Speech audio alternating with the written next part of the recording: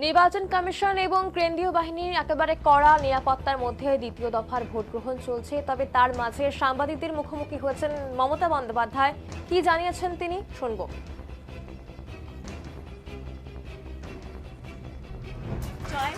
আমি এখনো যে চেয়ারে আছি, দলের চেয়ারেও আছি।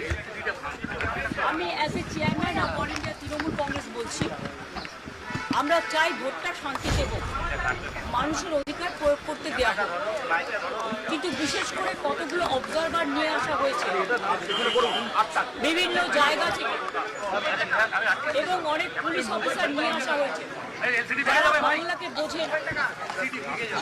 যেমন গতকাল রাত্রে যে অত্যাচার করেছে সারা বাংলা জুড়ে, আমি কিন্তু সারা রাত জেগেছিলাম এবং অবজারভাররা থানায় গিয়ে প্রেসার ক্রিয়েট করছে শুধু আমাদের পার্টিকে টার্গেট করে, যে সব তৃণমূল কংগ্রেসের এজেন্টকে গ্রেপ্তার করো। ব্লক প্রেসিডেন্ট, আমার ইউথের ব্লক প্রেসিডেন্টকে সকালেও অ্যারেস্ট করেছিল, আমাকে একজন চেতলা ইউজ করেছিল, থানায় আমি যাইনি, ববেই গিয়ে ছাড়িনি। বাবাই বাড়িতে কালকে রাত্রিবেলা, বাবাই এটা 17 নম্বর ওয়ার্ডের কাউন্সিলর, এত পপুলার ছেলে এই এলাকায়, তার বাড়িতে গিয়ে রাত্রি 2টোর সময় CRPF force, without state police, without local police, they attacked his house.